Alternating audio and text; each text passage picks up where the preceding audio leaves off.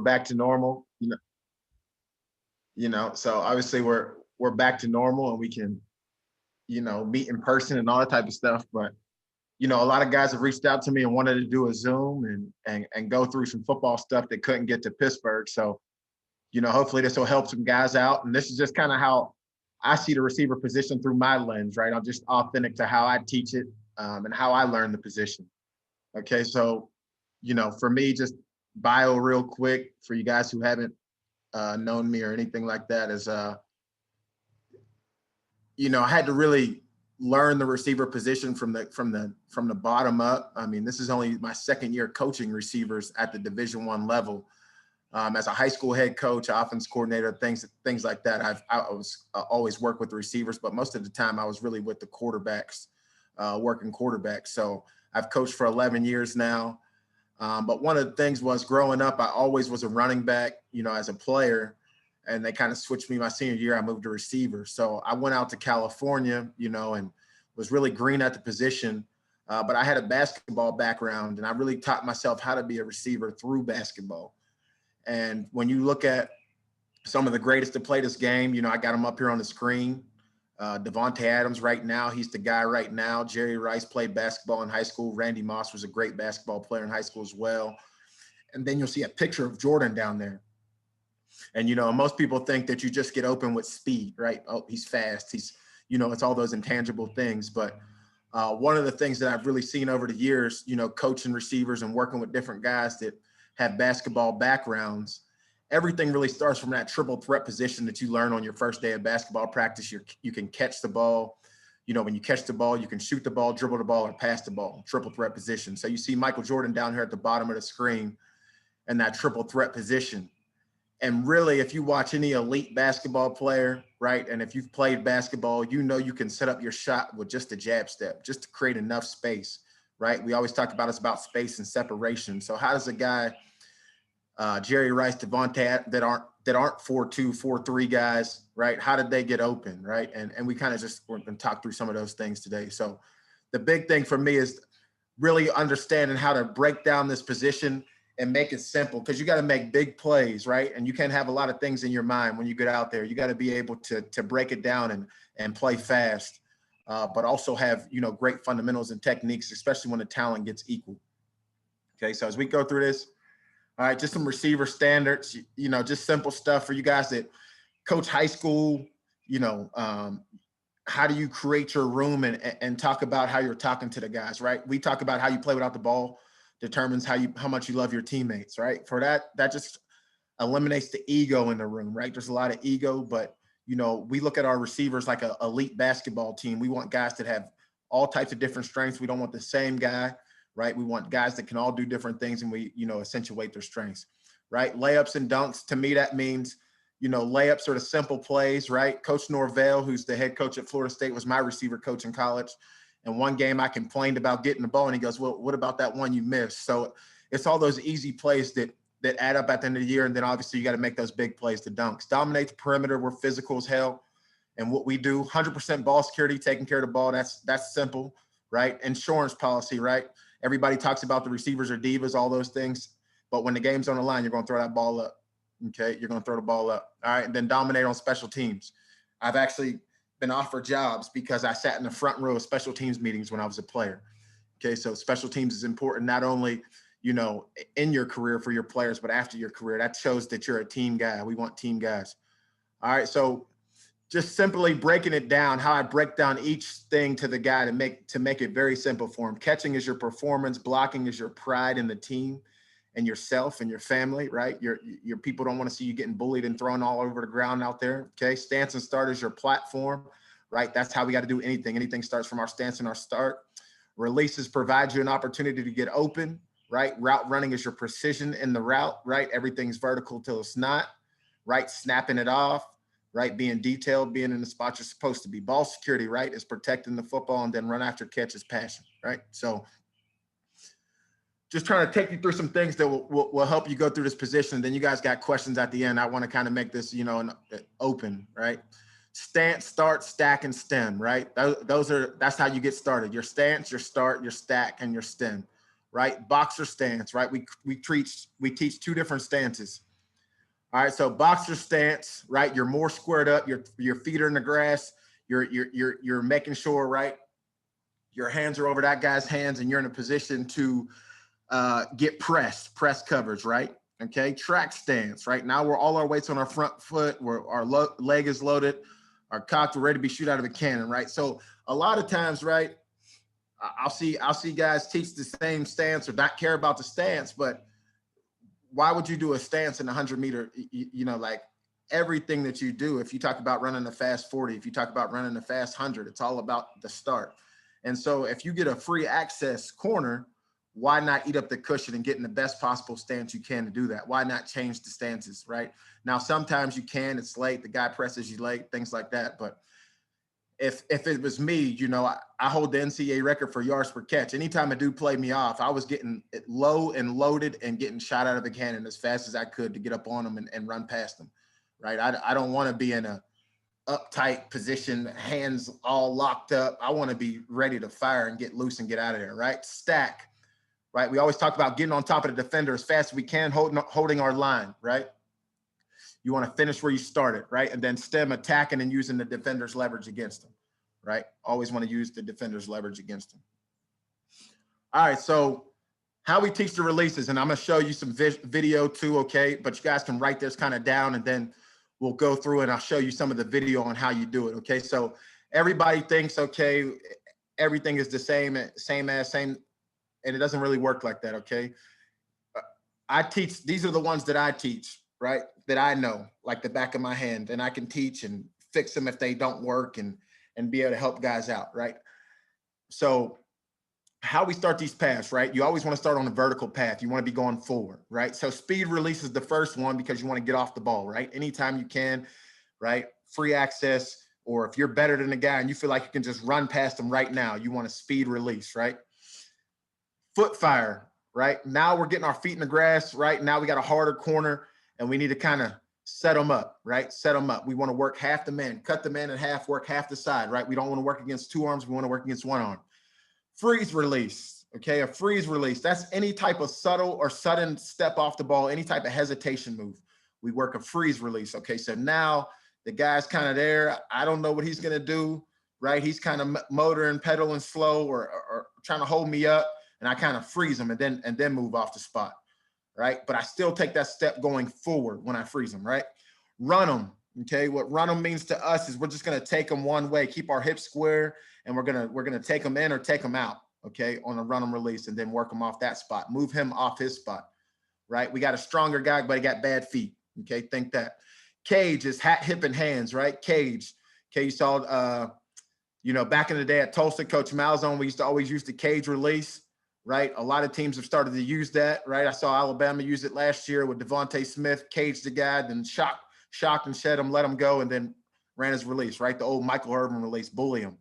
Okay, burst. Okay, a burst release is basically just your route running path. Okay, so burst, I start outside and I work down, I lose two, right? So if you got like a cover two corner, a circus route, okay, that's a burst release. Now, if you're starting in tight, okay, we call it a spray release, right? Now I'm working out vertical. Now I'm gaining two. Okay, drop step. I'm going across the field. I can just drop, boom, go across, right? I'll drop step with that other foot and put your body on that path right now to get there. Okay, so that is just the path. Okay, now becomes the actual steps. And this is a lot of stuff that you guys see on Twitter, you know, when you see the A to B to C steps. Okay, that becomes at your first and second level releases. There's first and second level releases, okay, that a receiver will have to work on. So from a slot guy, you know, you have first and second level releases. From an outside guy, typically you're really working at that first level. Okay.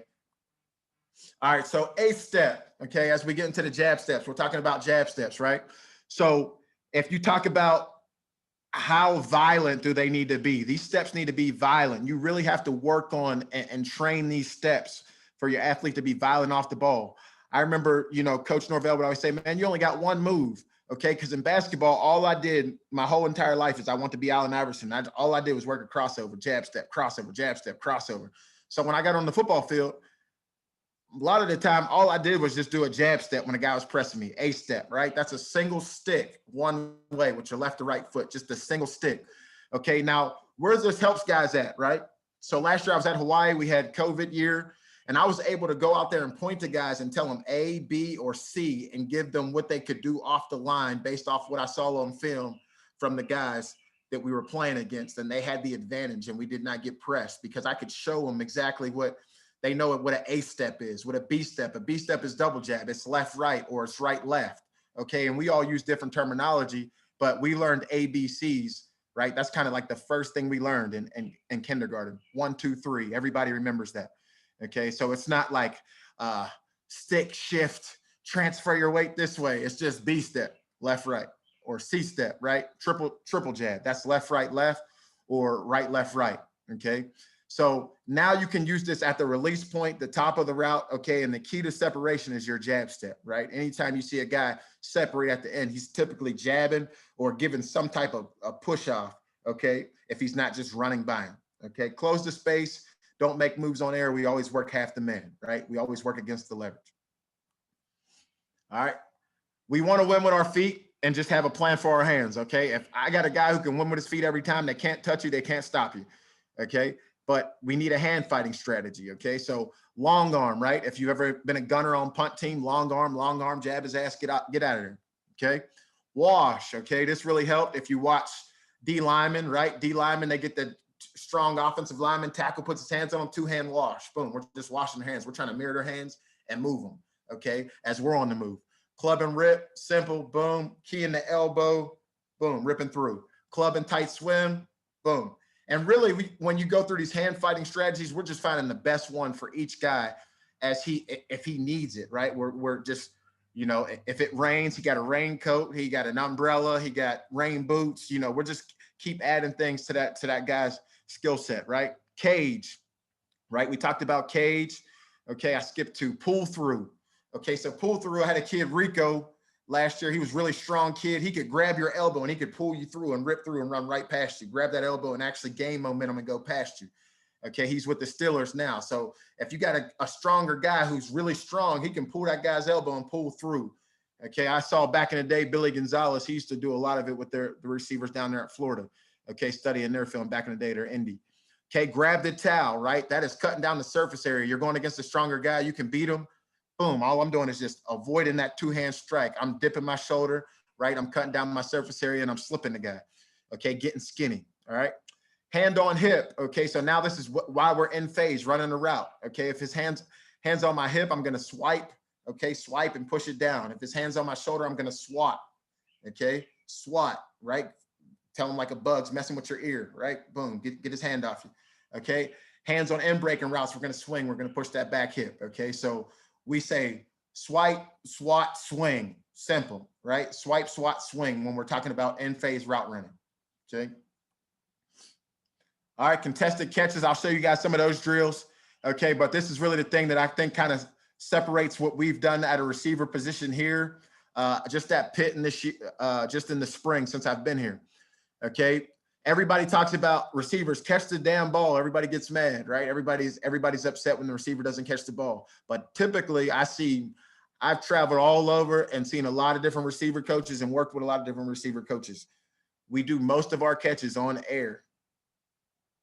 Okay. And then when you get into combative situation, then everybody's mad because you couldn't make that play. Right. So what I try to do is I just tried to, you know, as I studied the game and you go back through the history of the game, what are the type of catches that the receivers are having the most trouble catching? And how do we put those into our plan? Okay, so what we'll do is we'll backpedal, right? Think about all these if the quarterback throwing a bad ball, right? These aren't the perfect pass. These are the bad balls. Okay, so now you're in a situation, you got to slow down, you got to backpedal, you got to transition into a backpedal, you got to jump up and go get a high hands rebound, right? Shuffle. Okay, now I see the ball, right? Boom, I got to kind of slow down my body a little bit. I'm in that shuffle position. I'm in a weird position. The DB's all through me, coming through me, and now I gotta shuffle my body and go up and get the ball, right? Back shoulder, right? Now I'm working back shoulder. The guy's all over me. He's draped on me. Boom, and I got to make that back shoulder catch. Down the line, okay, this is a drill to get the fear out of guys' heart. One guy holds a mat, a crash mat, okay, And basically the guy just comes down the line. He's simulating having to, that close your eyes squint play, right? That coming over the middle, okay, down the line, right? Run free, okay? Run free. So now we're using our swat, our swipe, our swing, and our swivel, okay, to push off, right? To get that little extra push off that we get, okay? Boom. And on that last one, we're gonna really overemphasize the swat or the swipe or the swing or the swivel, okay? The swivel is working the blind spot. So now I swung them, act like I'm gonna hit them go back that way, and then boom, I break out the opposite way, right? Get in his blind spot, okay? On my back. So now I have a guy, right? Two guys together. He's on my back. He's coming all through me, right? His hands are through mine. And now I got to still go out there and reach out strong hands. And then the last one we do in the red zone is the PI drill. So now the DB has two hands on me. Okay. He has two hands on me. He's grabbing and holding me, and I still got to make the play, because that receiver, they still expect you to make the play. It doesn't matter how you're getting, messed with. Okay. So that's the combative work. We spend a lot of time doing the combative work, right? In pre-practice, after practice, we do the on-air stuff, okay? But during practice, anytime we're during practice, we're gonna do contested catches. Coach, question real fast. For that PI variation of the contested catches, are you working the PI from like different, different points of the body? Like are one time you're pulling on the waist, another time you're pulling on the arm or the shoulder? Are you just doing different variations? Yeah, so one time a guy will be on the side of you, right? You'll get two side shots, and you'll get one where the guy is basically backpedaling, he's holding you. So if you've ever been in the red zone, you had a bad release. Say you had a bad release, right? That happens at receiver. I had a bad release. DB's all over me, stuck on me. I can't get off. And now he's over the top of me. And now I got to still find a way to contort my body and make that play. Gotcha. Thank you. Okay, so I'm gonna switch to the film now. And we'll just go through some of the stuff that you heard, and we'll start the questions after you watch some of this film, just practice film.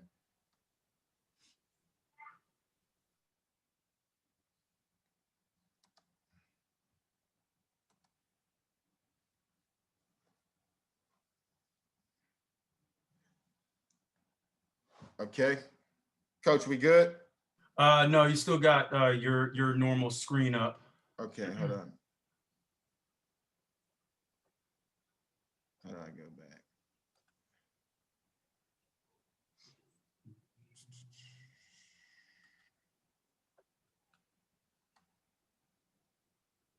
Boom, boom. Okay. You just have to share the new screen. There it is. We good now? Yes, sir. Good to go. Okay, so I'm gonna let you watch these, and I'm gonna talk you through the stuff that we just talked about. Okay, so here we got, okay, a little bit of hesitation, a step, single step in the ground, gets up to the top of his route, boom, a step. See how he's going forward, right? So even though he's using that subtle hesitation release, right, he a steps to stem inside, gets back vertical, a step again. So what I'm telling him here is, if he did this route right here, he would do he did a freeze release, right? He did a freeze release. That was his path at the start. That was his start at the path right there, right? Freeze release. Then he went to a step right there. Then when he got to the top of route, a step.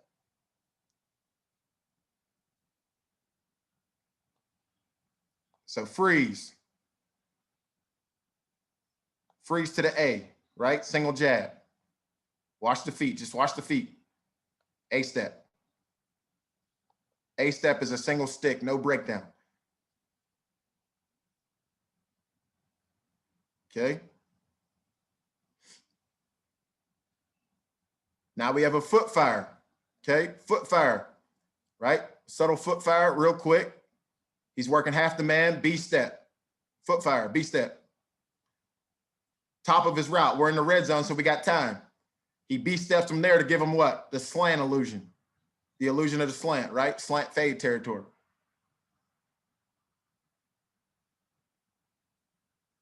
So foot fire is quick, right? B step, 1, 2. Left, right. Then left, right. Out of there.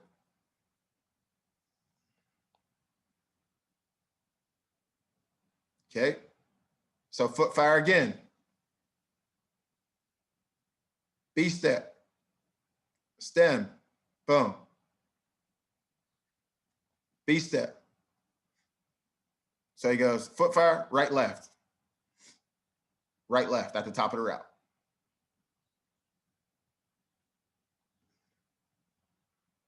So this cuts down the verbiage and it gets the guys to learn quicker. We got to be efficient with our teaching on the field, right? Coaching cues, coaching commands. You don't have time to give them a full dissertation on the book, right? Take everything that you know in the book and simplify it into a way that you can get it to them quick, the information quick. Okay, so freeze, release, right? Freeze, club, tight swim. Keys to elbow. Watch him key to elbow. Boom.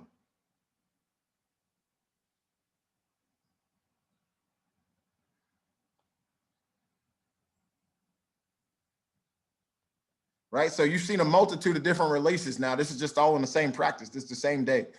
Okay. Freeze, release. He shoots the hand. When he shoots his hands, I shoot my hands. Boom. Freeze, release. Boom. Club and rip. Club and tight swim. Sorry. Boom. Finish.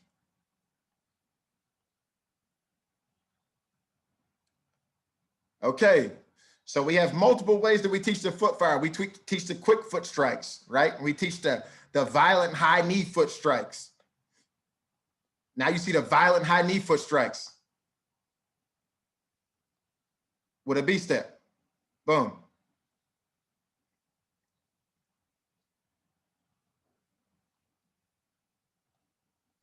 That's where the contested catch practice comes in right here. The finish.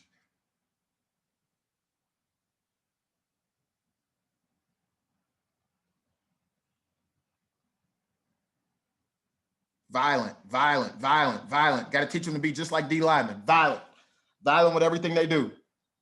Okay. Receiver is not a passive diva position. Okay. It is a strong, violent, physical position. Okay. Football would have been extinct without the receivers coming. Okay. Everybody was tired of just seeing everybody run the ball in a cloud of dust. Then receivers, the forward pass came. Okay. Now you see him with the run them release. Now he's running them inside. See how he keeps his hip squared. He's moving them off the spot. He's being patient. We're in the red zone. Good. Back shoulder. Run them release. Run them inside 2 steps. Boom. B step. Run them inside. B step.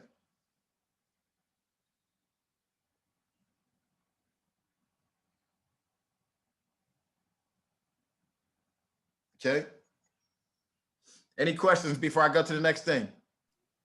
Yeah, got one here, Coach. Do you decide what steps each individual player uses, mostly depending on what they're best at, or do you want each player to use A, B, and C steps?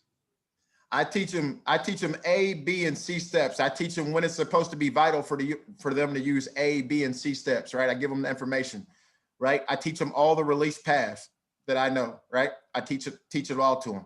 Sometimes guys have showed me something different and I go, well, that works for you, use it. Okay. But A, B, and C, I teach them where they're supposed to use it out on the field, how they're supposed to use it, and what DB, right, is not good at certain steps and what will take him off his spot and what'll win for him. Okay. So we do a little bit of everything. And it's kind of, you don't want a guy to get handicapped out there, get crippled up out there. Cause I've seen a lot of times where guys get robotic. They only have speed release. Okay. Speed release ain't working and the dude's just bodying them up and you can't throw the ball all game because you got only one release. So you have to be confident in teaching them multiple things and letting them be free, right? Because the ultimate goal is to put the ball in the hoop and score. And the more a guy can use, right, now that's simplified, that now he can really take his game to another level, right? With the path, right? The path is the start point. That starts me on my vertical plane. That gets me going, everything vertical, right? That starts, everything's a go till it's not. That gets me going. But now I need something to move him off the spot. Now I need my A or B or C step, as you've seen right here. Got a couple more questions for you, Coach. Do y'all always have the receivers have their inside foot up in their stance? No, we'll switch it. I mean, that's just right there. We were just working one side of the field, red zone. Guys had the right foot up, balls inside. I mean, we switch. I mean, we'll switch that around. Another question was, if a release is working on the DB every time, should you keep it or change it up? I tell a guy all the time, some guys, like, until they stop you from doing what you're best at, do what you're best at every single time. I always tell them the Kobe Bryant theory. I mean, jab, step, pull up, jab, step, pull up, jab, step, pull up. Do it all game. I mean, if they can't stop it, why would you change it? Right? And then have that counter move, right? We're always working.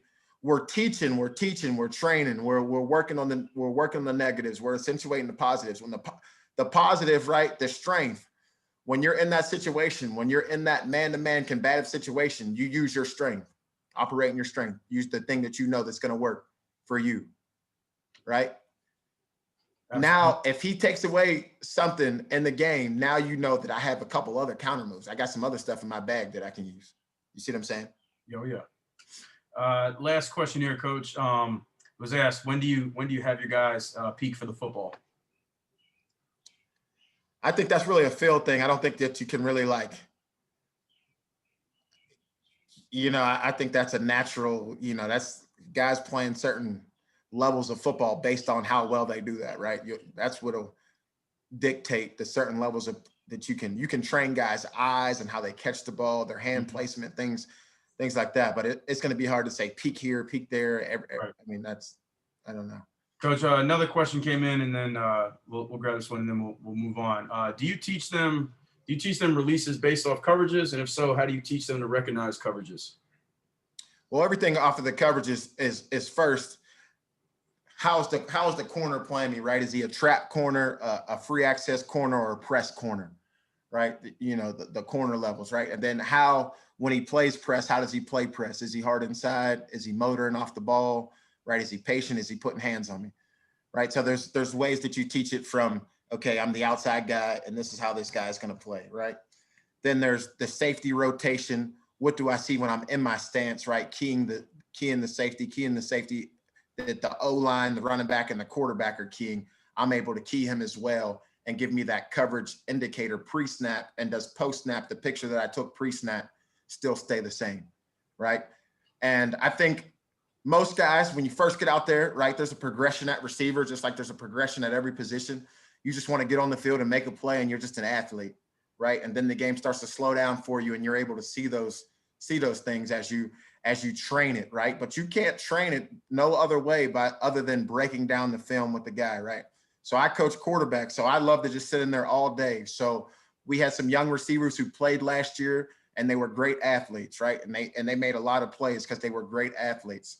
Now, when we watch film together, they can immediately go, that was cover 3.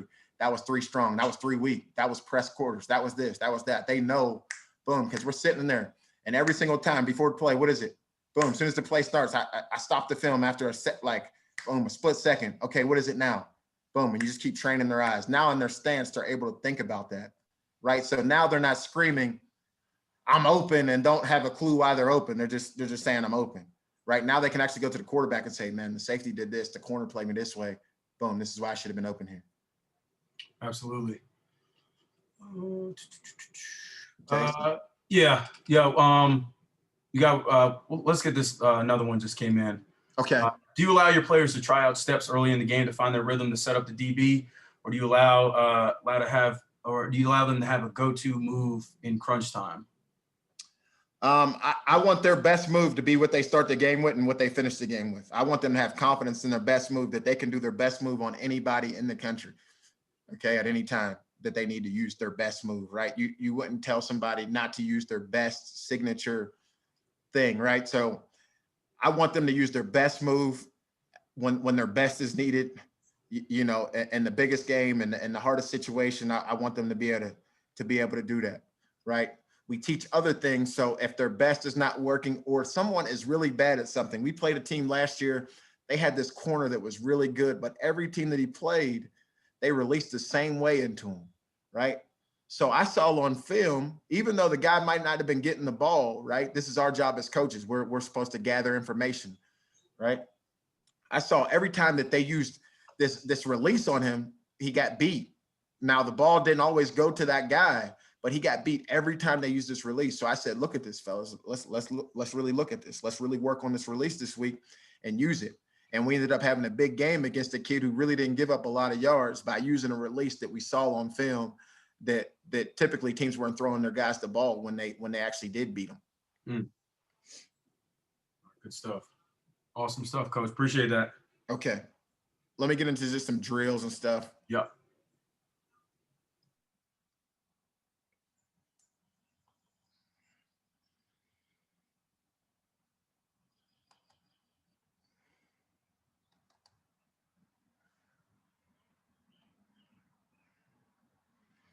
Okay. All right. So here, just take you through a couple things. This is just simple warming up stuff right here. Okay. Nothing crazy. Okay. Just a simple box drill. Okay. All we're doing is here is just working on, when they get to that third step, they're A-stepping. Okay. So all they're doing right now is A-step, A-step, A-step. Everybody's going to go through it and just A-step. Okay. So you see, right? So everybody's body's a little bit different, right? He has better shin angles, right? His looks more like a crossover. His A-step looks more like a crossover. Boom, right? The last guy who went, right? His is more violent. Boom, boom, right? Everybody's body dynamics are a little bit different. Same thing with this kid, basketball background, A-step.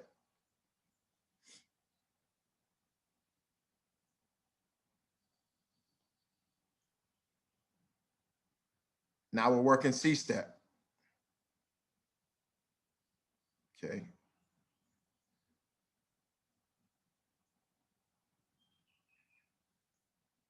Right, and that's just the old school box drill, right? We all did the box drill. If you played receiver, coach receiver, everybody's done the box drill.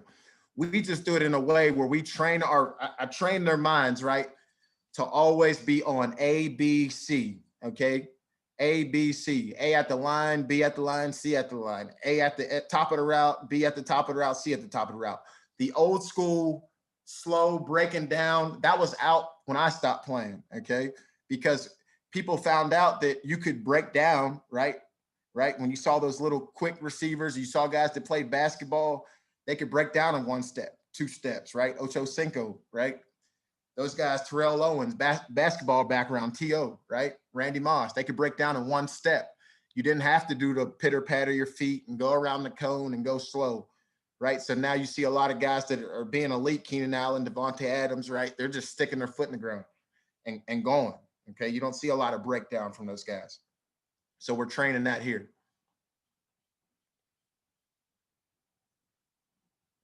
Okay, so here, okay, what are we working?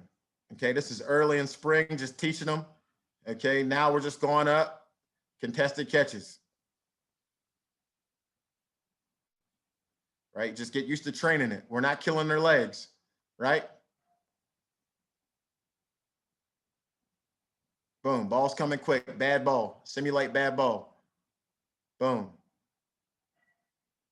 Focusing, getting to this high point, getting the rebound, taking it off his helmet. The guy's grabbing me, holding me, right? DB coaches that are on here, okay? I mean, I wish y'all would stop all the holding and grabbing, okay? But we're going to practice for it anyways, okay?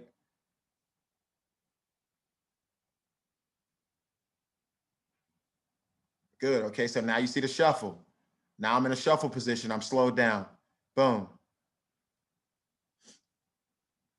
Right? And we're just training it. We're playing football, not footman. So when that ball comes, everything in the stadium stops. I tell it all the time, right? You ask a great player, do you hear anything when you're playing? They don't hear nothing. All they see is the ball in the end zone, making plays. Okay.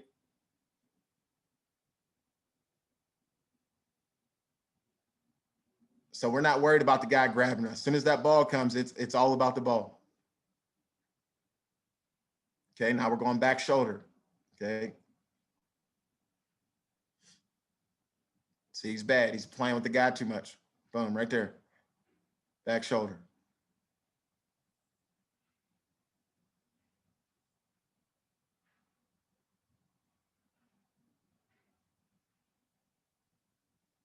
Okay, now we're working here. Just run out of our breaks, right? Everybody does this little figure 8. Run out your break. Run out your break.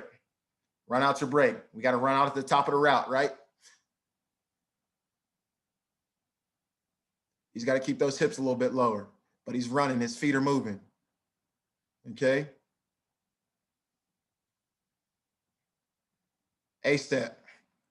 On the cone, A-step. All right, I'm just giving y'all some different drills.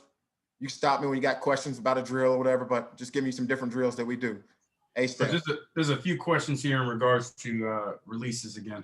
Okay. The first one, with young receivers, what are some good coaching points to allow them to work releases but not spend too much time at the line of scrimmage?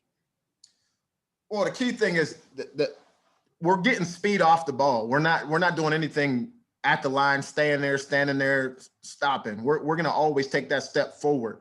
The first thing I tell people all the time is don't teach none of that dancing stuff, right? Teach speed release, win, go past his ass, run, speed release, right? The first thing I teach these guys is speed release with an A-step, okay? Just straight speed release and speed release with an A-step because I'm running off the ball, right? We're running off the ball. We're taking off, okay? So that's the first initial phase is it's always we're taking off, we're getting off the ball, we're being violent off the ball, speed release, speed release, speed release. Then we go speed release with an A-step, speed release with a B-step, speed release with a C-step.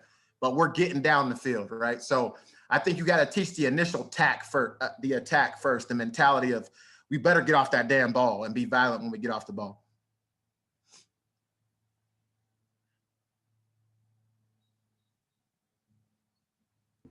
Hold on. I got another question here. Okay. How do you feel about the dragging of the feet before the A, B, or C step break? I think when they drill it, it's not the same as when they do it full speed, right? We're not going full speed.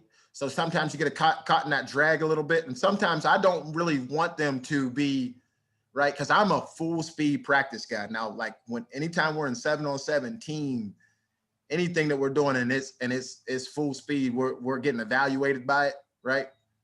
Our names on it, right? I think in this period of time where we're working here is we're really just working on controlling our body, driving our sports car. How do we do that better, right? Some days we'll open it up and we'll go longer distances and you won't see foot drags because you'll see guys really taking off. They won't be thinking about their steps, right? This is early in camp, so you see some deficiencies, right? Early in spring, so you see some deficiencies. But at the same time, I think it's our job when we're in Indy to maximize what they need to do when they're in the actual team live settings, game settings. And so sometimes you see different things and you're like, I don't know if I love that because it's not fast like I like it. But you'll see is a different mentality on how hard these guys play, how fast they play, because now their legs are a little bit fresher. And I came from the old school, you just ran full speed the whole time, but by the end of the season, man, you can barely stand up, you can barely walk, you can barely run full speed. So it really doesn't, you're really doing the reverse effect. Mm-hmm. Another question here.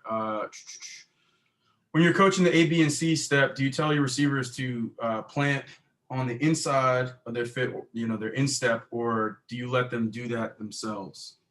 Yeah, everything you do, basically, when you go A steps, right, we work them. So we'll work a drill where it is literally patterned to work on your instep. So it'll be left, left, left, right, right, right, left, right, left, right, left, right, left, right. So you get used to working on that. What do they call it? The duck walk, right? I played basketball. It's just in and out. It's just in and out. It's just crossovers, in and out. It's in and out.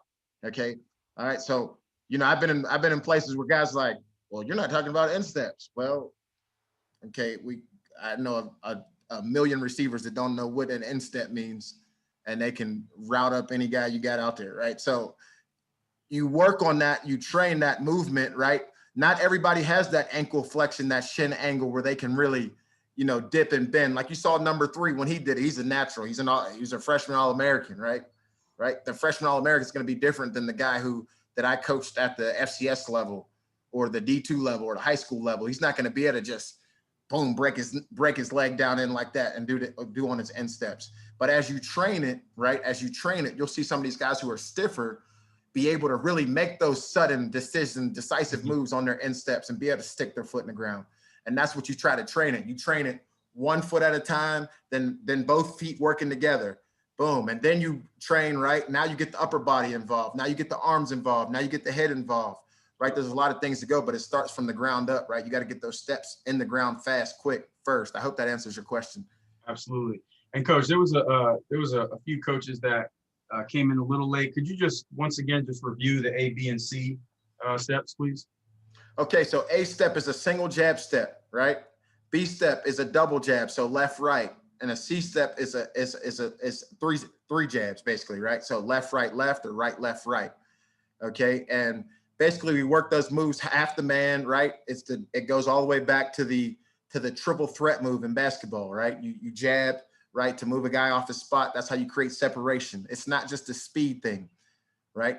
Had a kid, Jaquez Ezer, who blew up this year, right? He was an FCS All-American for me at Howard, right? And then this year at Sam Houston State, he won a national championship, was like the top receiver out there. He literally said in a meeting, I don't like football. I'm a basketball player, but I just had to play football because this was my only opportunity to go to college. So when we talked to him, it was in and out crossover, and which is A step, or in and out, right? Is up, in and out with a crossover is an A and a B step together.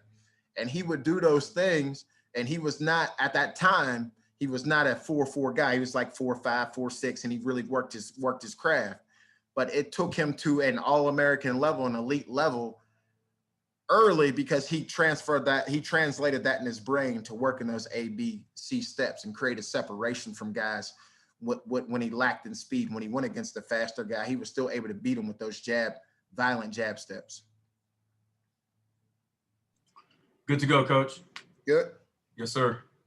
All right, so as we keep rolling here, let's see what we got.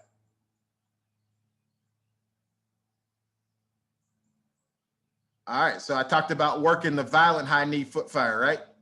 Now you got the violent high knee. Okay, now you guys getting up. The defender's keying my hip.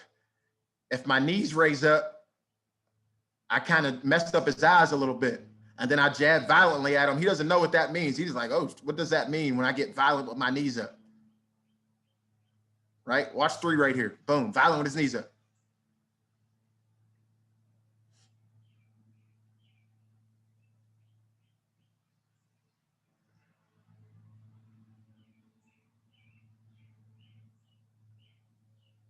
Right? You saw 18 right here when he did one-on-ones, right? He was violent with the knees, did the A and B step right there, right?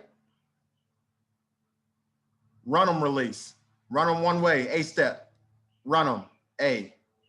Run them one way, A. Also can be used for your burst release, your circus route, right? Keeping your hips square. So I can cross over both ways. If he cuts me off inside, I can cross him up and go the other way. Boom, here it is.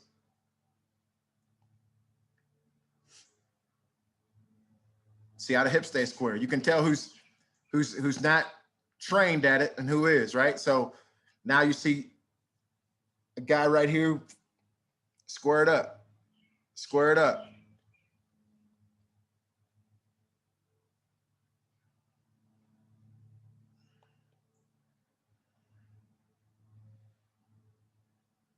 Okay, this is just A step, get off the ball, right?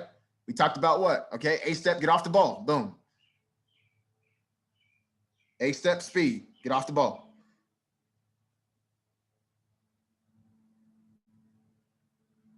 Okay, he messed it up. All right, now we're back to contested catches.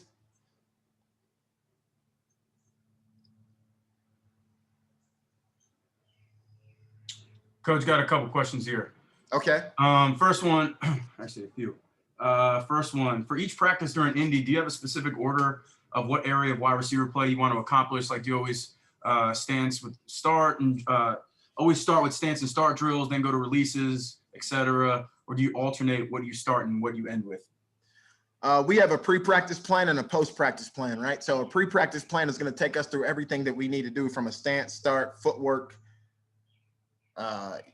all the things that we need to do in our progression as far as playing receiver, right? When we get to our actual Indy period, right? When we get to our actual Indy time, then we are going to go into what we need to do for that day Okay, what is most needed for that day? That's going to be the importance for the day, right? So for us, right, we're always judged on catching the ball. Okay, so we are going to always catch the ball. We are never going to go in the indie day not catching the ball. Okay, we are going to catch the ball every single time we have indie before we do go into any team scenario or setting. Okay, we always go contested catches because as soon as you get out there, okay, and you get thrown down in 7-on-7, you're like, why'd that dude do? We're going to go straight into doing what's going to make us look good out there, right? We're receivers, our job is to catch the ball.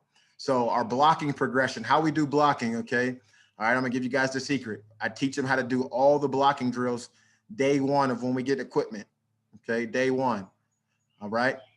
We have this accountability thing that we do, okay? How you play without the ball plays, right? And then you guys can tell me it's foolish, you don't like it, whatever, okay? But for me, and it's worked every place that I've coached at so far, is we get up and make the guys say what's the worst thing that happened to them, what's the best thing that happened, and what their goals are. And then we make them say their why, okay? And every player gets up and says that, okay? And they got to say it in front of their brothers. They got to come out of their shell. They got to really get out there. I go first. I say the worst things that happened to me in my life. What are my goals? I get out there and say mine, okay? And we typically don't have any blocking problems, okay? We don't do blocking drills, okay? Because we created that brotherhood. And so if one of us gets in a fight or any situation that happens, that occurs on that field, we're going to block for each other. Okay. These guys are going to sell out and block their asses off for each other. Okay. Because we don't have time to spend all practice long on blocking drills. Okay. Because as soon as the ball's thrown and we don't make the play, everybody is going to be on our ass. Okay. Kind of segues to this one question here, Coach. A coach asked, you saying he has a talented group of receivers, and he was asking, how do you get your wide receivers to buy in, be unselfish? And then, and Coach kind of covered this in the beginning, so you could watch it back. But he was asking about what are some of the your wide receiver room pillars and non-negotiables to get guys, to believe in what you're coaching them up on. Yeah, I don't think it's necessarily a great coach, right? When you leave, a good coach, a great coach that I've been around, it felt like he didn't even need, because he got you so close and together with your group of guys. He galvanized the group, right? And I think a lot of times is when you're trying to cater to a talented guy or, this guy's this and that, you got to get all them dudes in the room to die of self when they walk in that room or walk on the field together. And how you do that is really making them understand that they are all brothers and somehow. So I've coached billionaires. I've coached kids that lived in their car. I had, all types of different situations of all different talents, right? I've coached all over the country, different places. And everywhere I've been, no matter what the kids, what their situations, what their backgrounds were, right? When they get up there and they say the worst things that happened to them. So you could have a kid that was from, when I was at Waynesboro, we had a kid that was from a trailer park and we had a kid that was from Section 8 to projects, okay? And they both had a grandparent who had cancer. So they became close and connected. They felt like, man, I really can't let you down. Okay. Because it's really about them just looking at each other and saying, I'm not letting you down. We don't play as coaches. They need to be together, right? They need to be out there as one. They need to respect the information you're giving them, and you need to serve them. But at the same time, they need to be serving each other and loving them and be looking at each other like, man, I can't let you down because I know your story. I know your struggle. You're the same as me. And I think that's alleviated a lot of the ego that happens, especially at the receiver position, because at our position, if you've ever played receiver, you're out there for 60, 70 plays and you get, let's say you're on an air raid team and y'all throw the ball all game long. You might get 10 opportunities out of 70 plays. Okay. Let's say you're on a run game team. You might get 4 opportunities, 3 opportunities. And you have got to make that, you know what I mean? And so I think that's the thing that's helped me. A lot of coaches have taken that and adapted to their teams and it's helped them. And I'd say that's one of the things that I do. Don't worry about who's talented, who's this, who's that. Don't be crippled by all that. Just get them dudes in a room, cut yourself open, tell them who you are. Don't make them search you on the internet. Tell them exactly who you are, what you're about, and your goals and all the things that happen to you. They'll be more open to share. They'll share those things to each other and then they'll play for each other. Absolutely.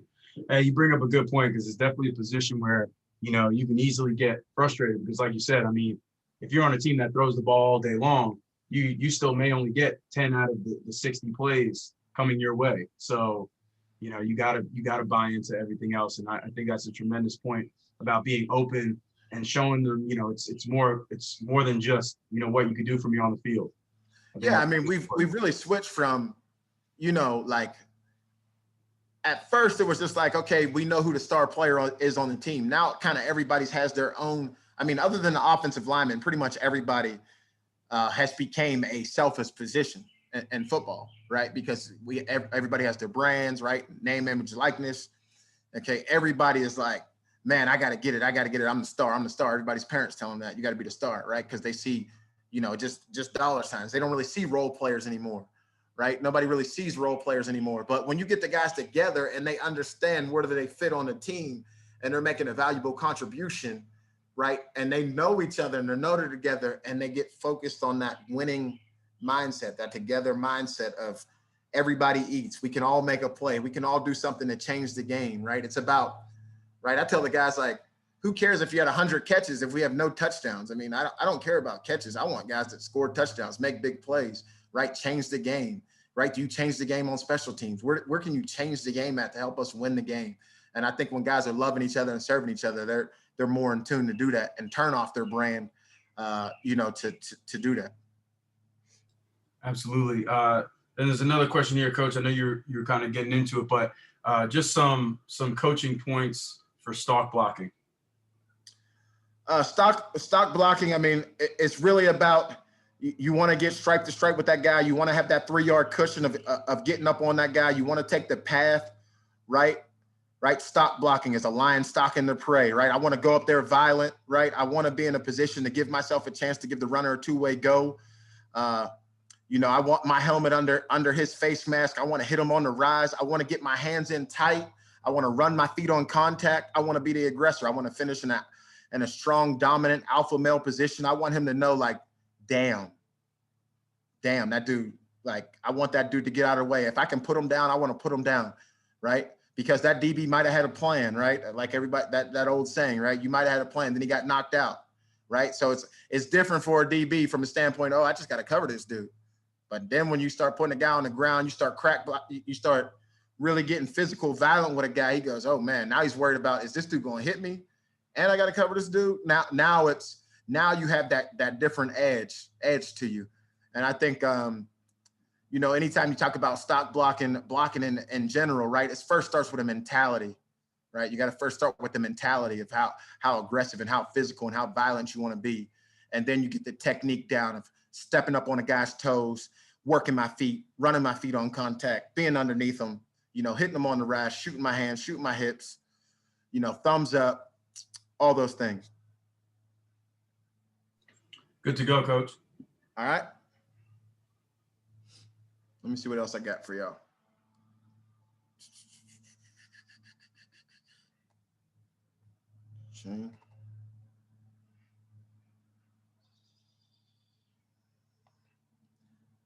Okay, so now we'll just go through some more.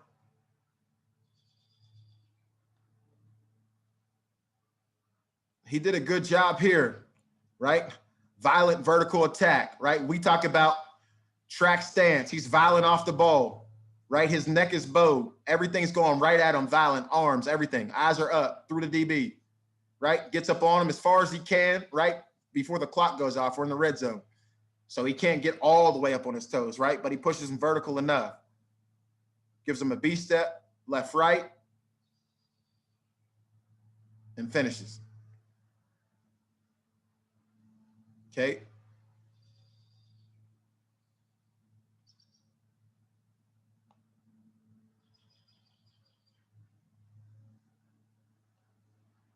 Okay, so does a good job right here. He attacks off the ball, right? Speed release, he attacks, right? He sees that he's gathering, right? Now he B steps, he gets into his route. So first he gets off the ball, that's his path. He's getting off the ball, speed release, get off the ball. B step, boom, right? Stem, finish.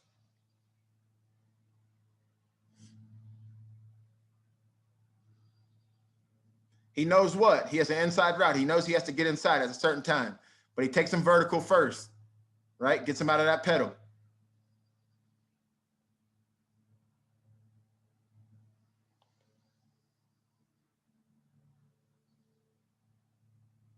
Okay.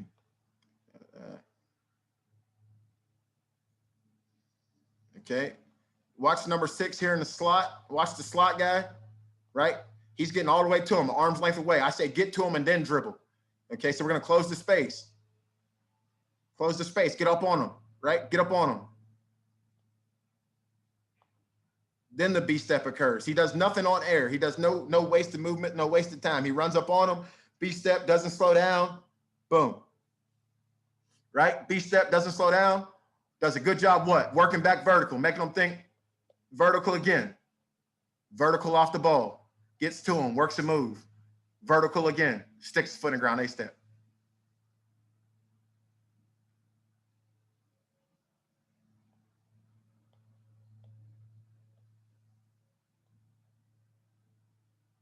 Okay? So here you go. You got to run them release. Runs them one way, brings them back the other way with A step.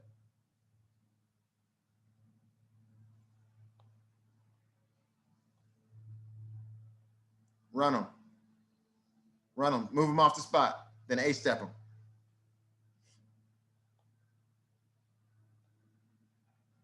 Okay, we watched that one already.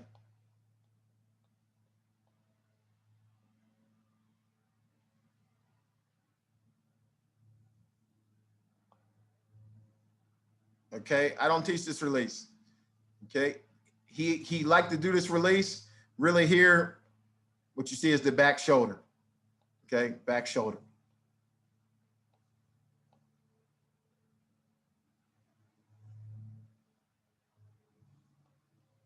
Okay, you see all these contested catches coming in that we're working.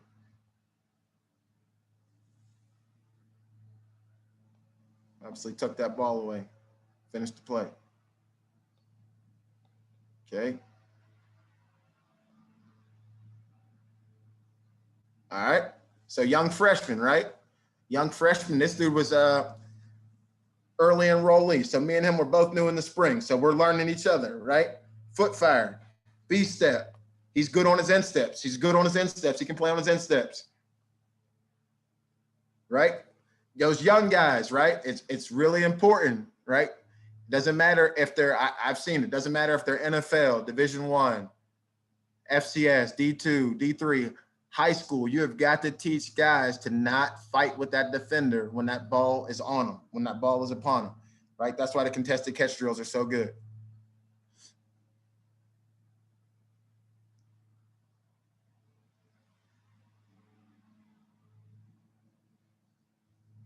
Stays tight to him, holds his line, right? He doesn't just run outside wide. He keeps him tight. Hold that red line. You see the red line on the field.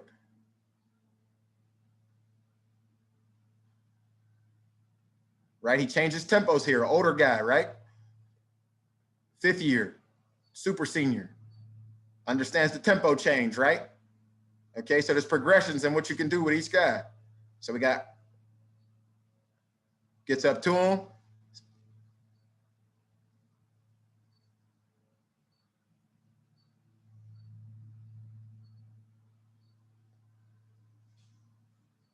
Works him.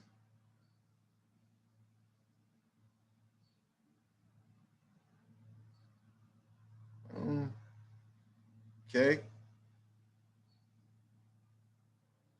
Let's see it from the back shot. Foot fire, right? He's already inside. I got him. Okay, only thing I don't like is he didn't even need to do anything with his hands, but it was good. There's the drill.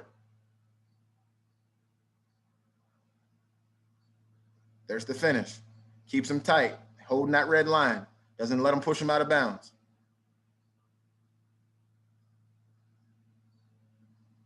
Okay, now we're just working a release drill.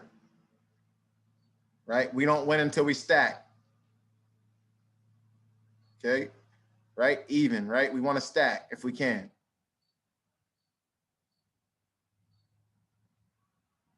Right? This is harder. It's always harder when there's no ball.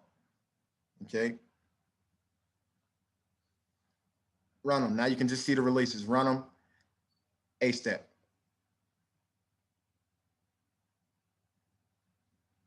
Stack them.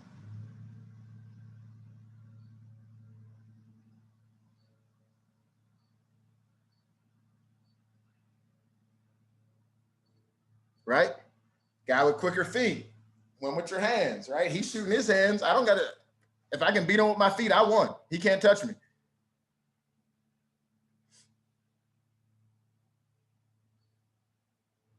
I'd like him to get more vertical on his line right there, right? Instead of running in there. But he's a young guy, right? That's a freshman.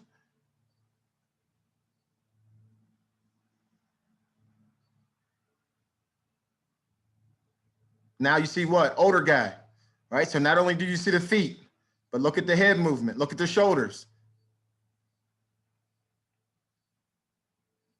Right? Train the feet first. Train the feet first. Get the upper body balance going. Get the head fakes going. All that's vital. You need all that. Okay. We watch that. Watch that.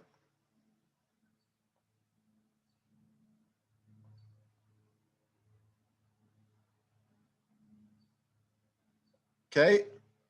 So here, right? See how that first step goes forward. He's going forward. He realizes what? I got him. I don't got to do nothing. He opened the gate. Run past him. Get on top. Pull through.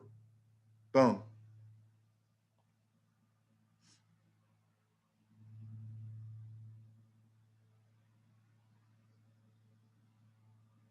There it is. Now you see it. Violent high knees. Violent high knees. Violent foot fire. Boom. B-step.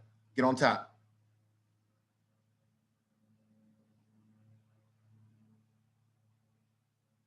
His tempo's just slow. He's trying to do it. He's trying to do what he's supposed to do. His tempo's just slow. He's got to speed it up. He's got to put those feet down faster. Got a question here, Coach. Yep. Do you teach any low hand technique to defeat press, like dropping release side shoulder to prevent any latching contact, or is it all feet and speed? Yeah, we talked about that earlier. We talked about grabbing the towel, right? So that is cutting off the surface area.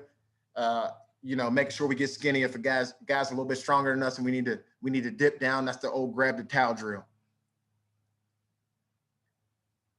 Good to go, Coach. Good.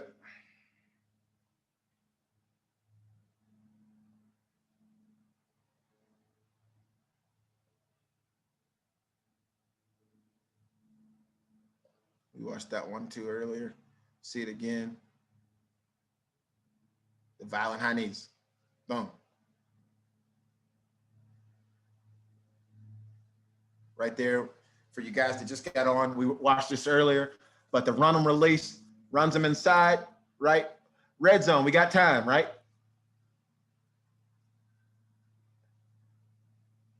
Boom. Runs him inside. Does a good job of keeping his hips square. Going forward. Gets him off the spot.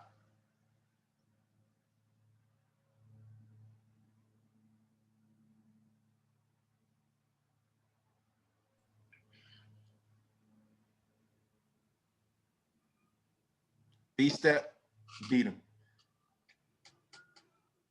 Here's another question, Coach. Any coaching points or rules for stemming routes into A or B step against soft coverage zone? Rules as far as what? Stemming routes into A and B steps.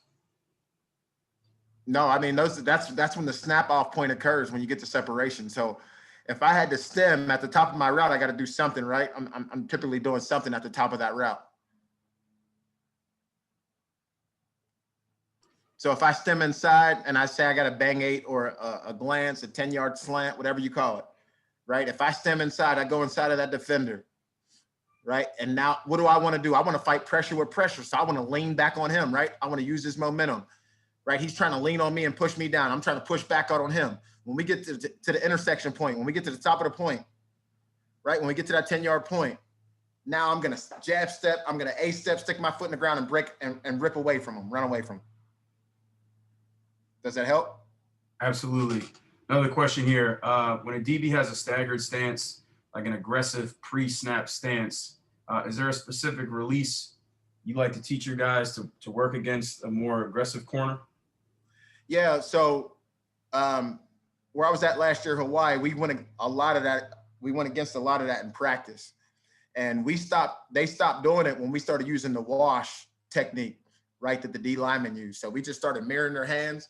And as soon as we saw that cock stance, that stagger stance, boom, as soon as we just matched their hands, boom, moved them out the way.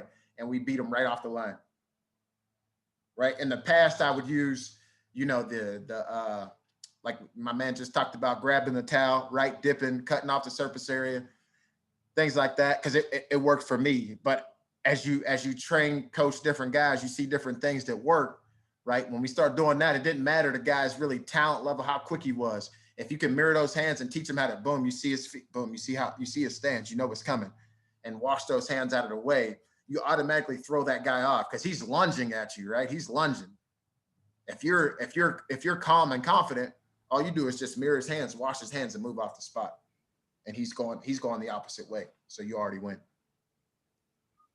Absolutely. Another question here. What press leverage from DBs give your guys the most trouble? Head up or half a man to their leverage? I think you have to, it really depends on the scheme and structure, what's behind it. You know, where they trying to funnel you to, where they trying to push you to, right? I mean, there's a lot of things that go into that.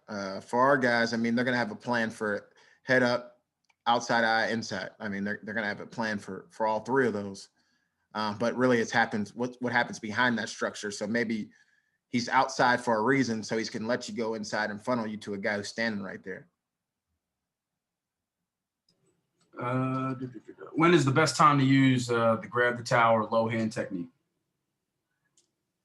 I feel like anytime you can shorten that thing off, you know, and you can speed release inside of a guy, it's kind of like a long arm release. I like long arm, just jab step, long arm a guy and just roll into my route. Same thing. If I can jab step and dip and that guy doesn't touch me at all, boom, and he's hard pressed at the line, I feel like that's good. I mean, that's a good technique to get into your route right now. We want to get speed off the ball. And do you have any film on the cage technique? Was just asked. I did, but I don't know if my boss will let me show that. So I passed that clip. Got you. Are you teaching adjustment? Are you teaching adjustment in stance versus press, or are you adjusting to more of a basketball-like stance?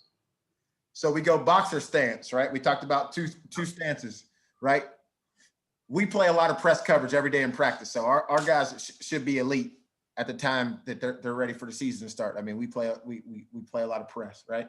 So when you're talking about free access stance, right? Free access stance, I'm getting all the ball that I can get, and I'm driving off the ball, right? I'm taking as much of the ball as I can get. I'm putting my foot up on the line, checking with the ref, making sure I can really drive out, get shot out of a cannon, almost like I'm down in the track stance in the blocks, and I'm getting off the ball, right? Now, if a guy's up pressing me, now I'm going to get my cleats in the grass and be ready to make my move and have a good, stable foundation, right? A good platform. Yes, sir. Do you adjust any of your teachings when dealing with shorter wide receivers that potentially can't get away with something a taller wide receiver could? I think everybody's body structure is different. I saw when we were doing the drills, if you look at every guy, they all move differently. And I think that you have to really study their movement patterns, you know, as you extract their movements from what they do and how they move, right? I really watch all my guys when they're training. I watch their gaits. How do they run? How do they step, you know, how do they walk? You really want to see how you can really give that guy the best advantage to use his body structure to win for him. You know, that's what we talk about. Each guy has to learn how to control their sports car, right? As receivers, you're typically the fastest guys on the team, right? You have different sizes of car, right? But that car can still do some of the things that this car can, but it can't do these other things. Mhm. I think that you have to be unique in your strategy for each guy after you see their skill set and their strength. Absolutely. Absolutely. Uh, that's the last question in there for now, Coach. All right. Good stuff. If there's any other questions before we wrap this up, if you have any more questions for Coach Marion, man, just drop it in that chat. But really want to thank you again, Coach, man, for this was awesome to get this set up, man. This was great. A lot of really good stuff. I wrote down a few things that I loved a lot of that contested stuff. I very much believe in working the contested catches. I just like how your variations, you know, with the back pedal and the side shuffle. I haven't done that. So I'm definitely going to add that to my guys and all that. So I really like that a lot. Here's another question. How do you treat press release versus condensed sets when the wide receivers are aligned tight? Yeah, I think anytime that happens, you have to be ready for a trap corner. You have to be ready to be quick on your toes. You kind of have to work off of each other, play the two-man game. Right? Play the two-man game and setting up your releases, right? I learned that when I got to the pro level. You know, they put me in the slot and I wasn't used to slowing down my route I'm like, you just go full speed, get off the ball, you know, like go fast. And all the time, sometimes you have to change up the tempo to make sure those route patterns work out. And I think anytime that you're working in condensed sets, you know, you have to be able to play those two off of each other. You have to play that 2-man, 3-man game, depending on what type of bunch set that you have and that condensed alignment. Absolutely. You kind of touched on it a little bit before, Coach, but I was just asked, you know, any advice you can give a first-year receivers coach. I know you gave some good stuff in regards to, you know, how you structure your room and how you open up, but any other advice you can give a first-year receivers coach? The biggest, just love the soldiers, and the soldiers will play for you. Even if you don't say you don't know, I'm okay with saying I don't know. I'll call somebody, get you the information. Mm-hmm. It's okay to say you know. Less is more. Okay, don't try to be a guru because the kids can see right through all that. They'll know if you don't know something. For me, like I just told you, I mean, my example is this is only my second year coaching receivers. This is my 11th year coaching. Right? So for my example is when I went to coach quarterbacks and I never played quarterback, I had to straight up tell the kids I'd never play quarterback. Mm-hmm. I was a point guard in high school. I can teach you the mentality of the position. I understand, you know, it's all about the assist and the pass and, you know, how to get the ball to the right spots. I know where the ball's supposed to go. But there's some things that I need to work on as far as, you know, your individual and your steps and how do you do these things and how do you throw the ball with accuracy? I have to work on things as a coach. Let's work through this together, you know, and I think that you just have to be open and honest with where you're at as a coach, and the guys will respect that for you. They'll play for you. Mm-hmm. You know, I don't think that you go in there and just start running off Vince Lombardi and different stuff and you have no clue. You know what I mean? I think you just have to be authentic to who you are and where you're at, and you know, and just let those kids know that you're going to do everything to become the best possible coach that you can and put them in a position to be successful. That's all they want to know. They want to know, do you care? They want to know, can you get them better and help them achieve their dreams? Absolutely. And shoot, with the internet and Twitter, man, you can get better on the daily. So that leads me to a point. Me and Coach Dub talked today. Keith Williams. I mean, one of the best. I seen that guy. We started, you know, like I seen San Jose City when I was in junior college years ago. He was training James Jones and all these different guys, and I kept hearing about him in the Bay Area. And I was like, man, I got to go see this dude to get my skills right. And you know, even then as a player, I went and just saw multiple receiver coaches, and I just took something from each of them. And Dub's always stayed humble and been able to help and mentor. And fellas, I mean, like, don't have an ego about trying to develop and learn out of position. I mean, I've learned from, you know, a guy named Miles Gray, my guy, Footwork King in Houston, Dwayne Brown. You know, there's a lot of different trainers I see, and I'll pick their brain, you know, and go after it. All the receiver coaches that post something, I look at it, check it out. I don't ever just turn down the information. I look at the information, assess it, and see how it can help my guys. The only ego should be helping your guys win. I mean, that should be your biggest ego is making sure your players play at an elite level. No doubt. That's what's great about this profession. Everybody's so willing to help. And, you know, there's there's a lot of different areas that you can learn and grab stuff. As coach, as you were alluding to before, the comparison to basketball is so intense. So I've been following this basketball trainer and picked up a couple drills that he does to incorporate it on the football field. That's been tremendous. You know what I'm saying? So kind of leads to this next question here. Coach was just wondering if you could choose like your top 3 drills that you like the best, what would they be? Obviously the steps, right? The contested catches. And then the biggest one is I still love, I mean, I know it's old school, but I still love the figure 8. There's something about being able to run full speed out of a break and doing the figure 8 where, the figure 8, the M drill, there's just some things that are old school and they stand the test of time, and you just got to keep using them because they work. I mean, they really work at the top of those routes when you got to run out of them and be violent at the top of your route getting out of it. So those would be the 3. Absolutely. And we'll end on this this final question here, Coach. What does day 1 camp or practice consist of drill wise? Well, like I told you, the first day after that heat acclimation, all that stuff is over and we get pads on. The first thing we're doing that day is we're blocking and we're getting violent. We're getting physical. Okay. So we have just teach them how to be all the way down on the ground, how to strike a bag. I mean, all the way down to the grassroots, how you strike a bag, how you bow your neck, right? Just all the physicality of what you need to do, where your hand placement is, how do you block, running your feet on contact, standing up, mirroring your partner, right? Being in good position, the 3-yard cushion, running to the 3-yard cushion. Then we do a catch the train drill, okay? So it's like getting punched in the face. How are you going to get in the ring, right? You can spar all day long, but if you've never been actually hit, right? We get a bag, guy backs up. You got to sit there, right, in your good hang clean position, get your feet moving, chopping, ready to go, and shoot your hands when that dude comes at you. He's going to come at you, okay? And we call that the catch the train drill. And so after we teach those drills, then we teach how to go down and, right, you got to block 2, right? Most dangerous man, immediate threat.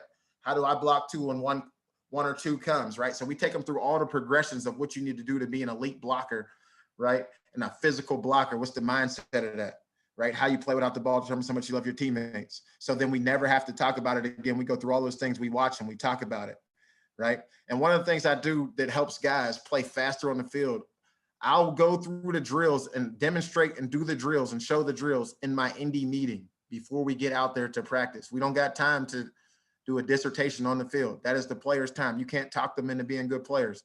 When they're on the field and there's an hour and a half, 2 hours, you've got to be able to hit it. They got to be able to know exactly what you said in the meeting, retain the information, and roll. I personally think that, when you do establish that day 1 mentality, the physical play in the run game, I think it translates to all aspects of receiver play. So they become physical pass catchers, physical route runners. And it just, so that's always been big for me since I've been coaching receivers. Like they already know, like that's what I care about the most. Like I want us to be, if a DB coach or a coordinator looks at us on film, I want them to say that this is the most physical group of receivers that they're going to line up against. And it just, everything translates and the selflessness comes out and it's all good after that. Let me just check if there's, Coach, would you mind sharing any type of contact information if anybody wants to follow up with you on any questions? What's the best way they can contact you? Twitter's the best way. Just at Brennan Marion, the number 4, BRENNANMARION, the number 4, Twitter.com. That's the easiest one. And then from there, I usually give guys my personal cell. And, I just remember being a high school coach and, there's only a few coaches, the ones that I played for, that really answer the phone for me and get information from. Mm-hmm. Yeah.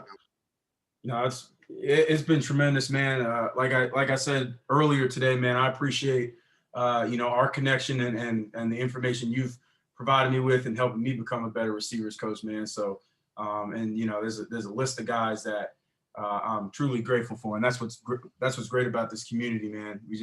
Everybody's willing to help and, like you said, push those egos to the side and just be willing to chop it up and help us just improve each and every day. Because at the end of the day, man, it's about the guys we coach, and helping those guys, like you said, achieve their dreams and get them better. So, continue to push that forward and certainly don't feel bad. feel shy to reach out to coaches, man. I mean, yeah, people are busy. They may not get back to you right away, but everybody's here to help for sure. No doubt. No doubt. Justin, I appreciate you, man. Yeah, man. Nah, this was great, dude. This was great. Yeah, this was awesome. Coaches, I appreciate y'all for tuning in, man. This was, once again, to get back on here and do another clinic talk is always a lot of fun, especially when you get another great coach up here. So this has been great. Hopefully you guys got a lot out of it. I know I did. Of course, you can watch it back on the drive at a later time if you missed it or you came in late. And if there's anything I could do, reach out to me. Once again, thank you to Coach Marion and all the coaches that came in and checked us out, man. Appreciate you, brother. Thanks, man.